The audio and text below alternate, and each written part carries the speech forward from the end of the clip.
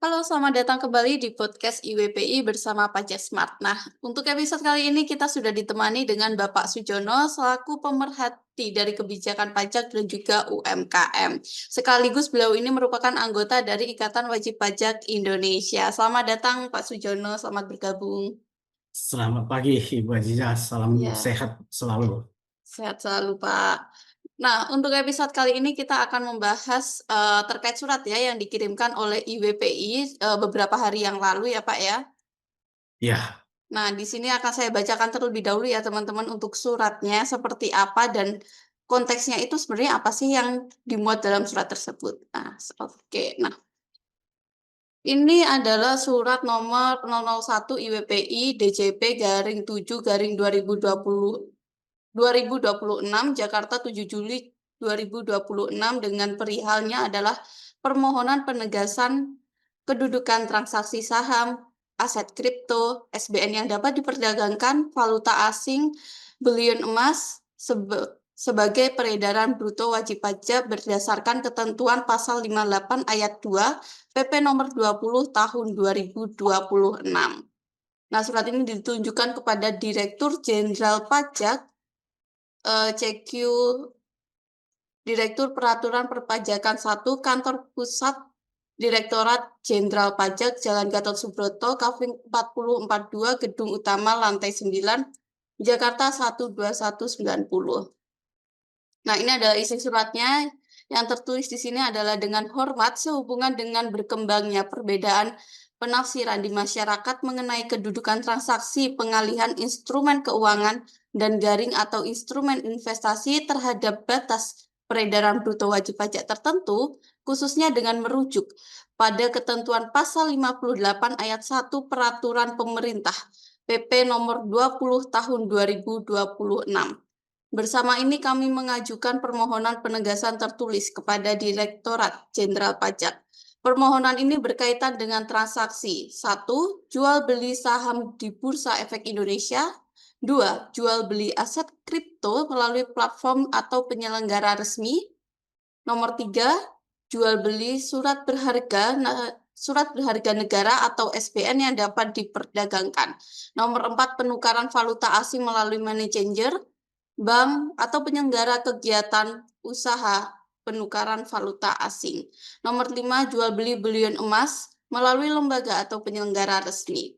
Pokok persoalan yang kami mohonkan penegasan ini adalah apakah nilai transaksi pengalihan aset atau instrumen investasi berupa saham, kripto, SBN, falas, emas merupakan peredaran bruto pemilik dana atau investor atau peredaran bruto pelaku usaha, yaitu sekuritas, platform, bank, dan sebagainya. Perlu dibedakan secara tegas antara wajib pajak sebagai pemilik aset yang mengalihkan instrumen pribadinya dengan pelaku usaha yang memperoleh penghasilan berupa fee, spread, atau komisi. Sebagai contoh, Tuan A, yakni UMKM Bakery, memiliki omset 3 miliar per tahun. Jika Tuan A melakukan transaksi falas pribadi sebesar 5 miliar per tahun, apakah nilai tersebut harus digabungkan dengan omset usaha bakerynya dalam menentukan batas peredaran bruto berdasarkan pasal 58 PP nomor 20 tahun 2026.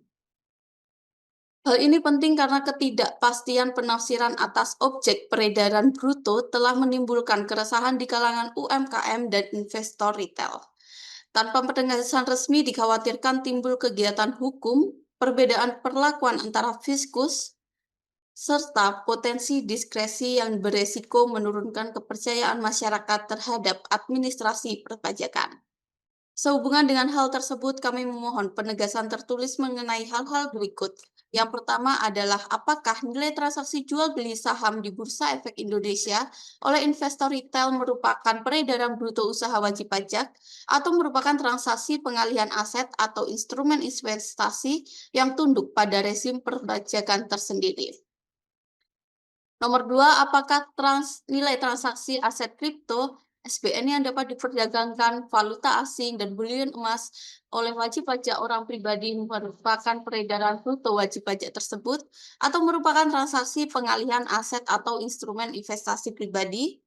Nomor 3, apakah peredaran bruto atas transaksi tersebut berada pada pihak pelaku usaha atau penyelenggara seperti sekuritas, platform aset kripto, mitra distribusi SBN, money changer, bank, atau penyelenggara belian emas sepanjang pihak tersebut memperoleh penghasilan dari kegiatan usaha penyelenggara transaksi. Nomor 4, dalam hal wajib pajak orang pribadi yang memiliki usaha UMKM dengan omset di bawah 4,8 miliar setahun, apakah nilai transaksi pengalihan saham, aset kripto, SBN yang dapat diperdagangkan, valuta asing, dan bulian emas yang dilakukan atas nama pribadi wajib digabungkan ke dalam peredaran bruto usaha UMKM tersebut. Nomor 5, apakah intensitas, frekuensi, motif mencari keuntungan atau nilai nominal transaksi dapat dengan sendirinya mengubah transaksi pengalihan aset atau instrumen pribadi, investasi pribadi menjadi peredaran bruto usaha, meskipun wajib pajak tidak bertindak sebagai pelaku usaha penyedia barang dan atau jasa kepada pelanggan. Dan nomor 6, apakah peredaran bruto dalam konteks wajib pajak yang memiliki peredaran bruto tertentu tetap harus dibatasi pada penghasilan dari kegiatan usaha dan garing atau pekerjaan bebas, bukan seluruh nilai mutasi, pengalihan, atau konversi aset pribadi. Kami memohon agar penegasan tersebut dapat memberikan batas pembeda yang objektif antara transaksi pengalihan aset atau instrumen investasi oleh wajib pajak sebagai investor, nasabah, atau pemilik dana dengan kegiatan usaha yang dilakukan oleh pelaku usaha atau penyelenggara resmi. Dengan adanya penegasan resmi, diharapkan masyarakat memperoleh kepastian hukum, fiskus memiliki pedoman yang seragam, dan potensi perbedaan tafsir di lapangan dapat diminimalkan.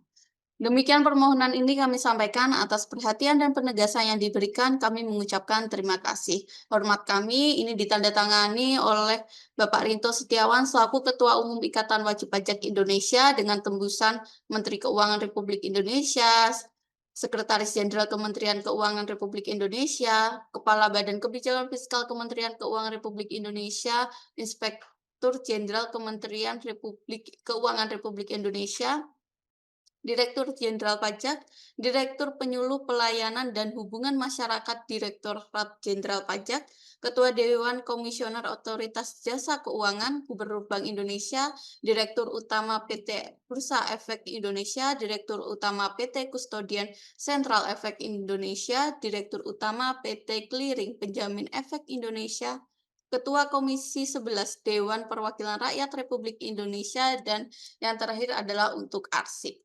Nah, seperti itu teman-teman untuk isi suratnya. Nanti kalau misalkan teman-teman mau baca lebih lanjut, akan kita lampirkan di kolom deskripsi.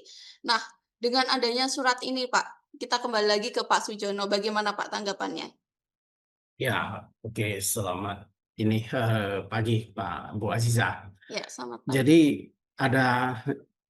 ada indikasi peraturan PP 20 ini ditafsirkan berbeda dan oleh penyuluh pusat Pak Rahmatullah Barkat di dalam sosialisasi dia mengatakan trading saham itu bisa dikategorikan sebagai omset. Tetapi anehnya di dalam materi edukasi ofisial dia nggak mencantumkan itu lagi. Di sini membuktikan seorang Rahmatullah Barkat pun masih ragu-ragu apakah ini termasuk dapat diagregasi atau tidak.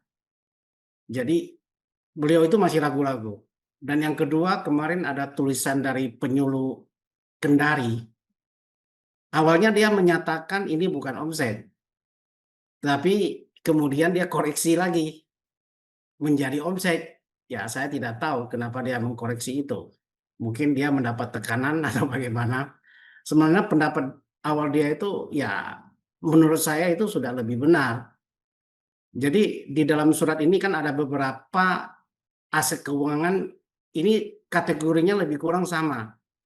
Di situ kan ada saham, ada SBN yang dapat diperdagangkan, ada falas, ada bulion emas, ada kripto. 5 jenis barang ini adalah aset keuangan. Dan kelima-lima ini adalah non-PKP, bukan barang kena pajak. Jadi kelima barang ini adalah jenis instrumen aset keuangan yang dapat berupa instrumen investasi. Nah, jadi gini, saya ingin memberikan contoh supaya silang pendapat ini lebih jelas ya. Bagi orang yang masih mengatakan trading saham itu adalah omset, ini akan saya bantah ya dengan ini. Pertama, kita harus sepakat dulu, apakah kelima barang yang Pak Rinto sebutkan dalam surat ini adalah sejenis, barang yang sejenis. Tentu itu sejenis ya, karena itu semua adalah aset keuangan. Betul? Aset keuangan ya, harta dari wajib pajak. Satu. Yang kedua, kesamaannya apa? Kelima barang ini bukan objek kena pajak. Ya, sangat mirip ya. Dan yang ketiga, kelima barang ini bisa menjadi instrumen investasi. Ya, dengan kemiripan begitu, kelima barang ini akan kita kelompokkan sebagai aset keuangan yang diperlakukan dengan sama. Ya, jadi kalau saham ditradingkan dengan falas ditukarkan itu sama aja. Jadi begini, contoh pertama begini. Di sini ada Pak Rinto menyebutkan bulion emas. Ibu tahu itu apa bulion emas? Bulion emas itu adalah bank emas. Sekarang Bank Syariah Indonesia ada melakukan jasa bulion emas. Jadi Ibu Aziza boleh menabung emas nih di BSI. Ibu masuk ke aplikasi Bion ya, Bion di BSI. Jadi ketika Ibu menabung, itu saldo Ibu dalam bentuk gram. Misalnya Ibu membeli 1 gram emas. Jadi nanti di saldo Ibu itu 1 gram. Rekeningnya itu isinya 1 gram. Fisiknya disimpan di BSI. Bisa nggak 1 gram ini Ibu kalau mau cairkan untuk mendapatkan fisiknya? Bisa. Ibu boleh ambil. Kalau Ibu tidak mau ambil, Ibu mau jual, boleh juga. Misalnya Ibu sudah beli 1 gram, kemudian Ibu mau jual, boleh dijual. Kena pajak penjualan 0,25% tidak final, dipotong oleh BSI. Jadi dengan menyimpan di emas, apakah itu usaha Ibu? Kan gitu dulu kan? Itu kan sama seperti kita menabung ya, tapi bukan dalam bentuk rupiah, tapi telah berubah menjadi dalam bentuk emas. Makanya ukurannya gram. Saldo kita adalah saldo berat emas. Nah, itu salah satu jasa yang diberikan oleh BSI. Di samping itu misalnya gini, ada lagi jasa BSI begini. Ini lagi promosi BSI secara gratis ya. Karena banyak juga masyarakat nggak tahu nih. Di Indonesia ternyata sudah ada bank emas namanya BSI ya. Dan satu-satunya yang saya lihat yang menggunakan KBLI 64994 kan banyak orang bilang KLBI 6494 itu adalah untuk investor. Bukan. BSI itu sekarang memiliki kode KBLI 64994 karena dia melakukan usaha perdagangan emas, penitipan emas, pembiayaan emas, penyimpanan emas. Jadi misalnya begini, Ibu Aziza ingin menabung emas ya, mencicil emas. Belilah Ibu emas 100 gram dari BSI. Nah, Ibu boleh beli dengan cicilan. Nanti 100 gram itu dikasih BSI, tapi Ibu harus mencicil. Mencicil sampai lunas, 100 gram itu menjadi milik Ibu. Kalau Ibu dibayarnya lunas. Nah, itu salah satu jasa yang diberikan oleh BSI. Nah, sekarang apakah kegiatan ini menjadi kegiatan usaha? Ya enggak kan? Oke. Ya, Pak. Berarti kan dengan contoh begini kan nyata-nyata trading saham juga sama. Karena trading saham itu kan kita melalui sekuritas, ya. Omset itu omsetnya sekuritas, bukan omset kita, ya.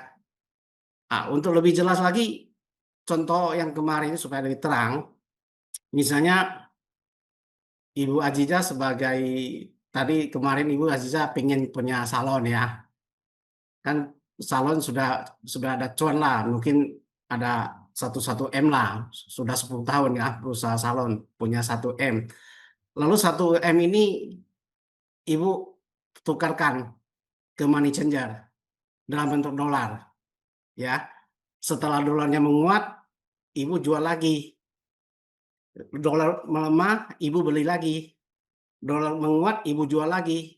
Berulang kali dengan 1 M ini atau dengan 1 M ini berulang, Ibu melakukan transaksi membeli dan menjual ke money changer, ya kan? Apakah itu omset Ibu atau omset money changer? Kan nggak boleh double kan? Transaksi yang Ibu lakukan ini peredaran usaha siapa? Peredaran usaha money changer atau peredaran usaha Ibu Adijah? Ya kan? Berarti yang punya omset kan money changer, ya kan? Dia yang dapat untung dari transaksi ini kan. Kalau kita kan hanya menukar rupiah ke falas, lalu falas ke rupiah. Itu bukan kegiatan usaha, kegiatan usaha Ibu ya tetap salon itu. Sementara atas 1 M itu Ibu melakukan pengelolaan aset, menukar, ya kan? Bukan bukan melakukan kegiatan usaha money changer. Kalau Ibu dibilang money changer, adalah Ibu adalah ini membuka money changer, ya kan? Orang yang membuka money changer baru bisa dikatakan dia berusaha di bidang penukaran uang. Kalau Ibu kan enggak, Ibu kan nasabah daripada money changer. Begitu juga dengan saham. Saya bukan penyelenggara, saya adalah nasabah dari sekuritas. Karena begini loh, banyak orang yang salah mengerti ya. Oh, sekarang sudah ada KBLI 64994 dengan frasa perdagangan aset keuangan, perdagangan pasar keuangan atas nama sendiri. KBLI itu bukan untuk investor. KBLI adalah untuk penyelenggara. Kenapa? Karena KBLI 64994 ini adalah perizinan berusaha dengan tingkat risiko tinggi. Ya, dia tingkat risiko tinggi. Artinya apa? Kalau perizinan berusaha dengan tingkat risiko tinggi, itu artinya apa? Perlu INB dan izin otoritas. Ya, kalau kita menukar kayak gitu, masa perlu izin OJK? Perlu izin Bank Indonesia? Karena kan money changer izinnya dikeluarkan Bank Indonesia. Kamu nggak bisa melakukan itu loh, kegiatan jual tukar falas dengan orang lain kalau nggak punya izin loh. Bisa ditangkap loh itu. Jadi dengan dasar itu, KBLI itu tidak dapat dimiliki oleh seorang nasabah. Dia posisinya nasabah, bukan pelaku usaha. Makanya dia nggak perlu izin. Masa saya menukar rupiah ke dolar perlu izin Bank Indonesia? Yang perlu izin adalah orang yang membuka usaha money changer itu yang perlu izin. Lalu itulah peredaran usaha money changer, bukan peredaran usaha dari si nasabah. Ini coba semua fiskus, saya meminta Anda untuk mengkonter alasan ini. Silakan Anda konter kalau Anda ingin memasukkan ini sebagai agregasi. Berarti kan investor itu kan harus memiliki izin. Sementara kan nggak begitu. Kalau kita tanya ke Bank Indonesia, saya minta izin nih, karena orang pajak mengkategorikan saya sebagai pelaku usaha. Itu gila orang pajak itu. Anda kan cuma menukar uang, Anda kan bukan money changer. Ngapain kamu urus-urus izin ke saya? Kecuali Anda mau buka money changer, tempat penukaran falas, baru saya kasih izin. Sama juga dengan trading saham. Trading saham, Anda datang ke OJK, Pak, saya mau minta izin lah, karena saya dikategorikan sebagai 64994. Orang OJK bilang, kamu gila kamu. Kamu kan cuma membeli saham, menjual. Ya kamu buka rekening dana nasabah di sekuritas saja. Pakai KTP, NPWP sudah cukup. Nggak perlu datang kepada saya, minta-minta izin. Kecuali Anda mau membuka sekuritas, baru saya kasih izin. Dari segi itu aja sudah nggak cocok kan? Jadi nggak bisa kita abaikan. Kalau Anda bilang ini usaha, berarti kan saya dicap sebagai pelaku usaha. Sementara saya tidak punya kewenangan, tidak punya perizinan, nggak bisa kita mengabaikan perizinan, ya kan? Ya, mudah-mudahan ini lebih jelas ya.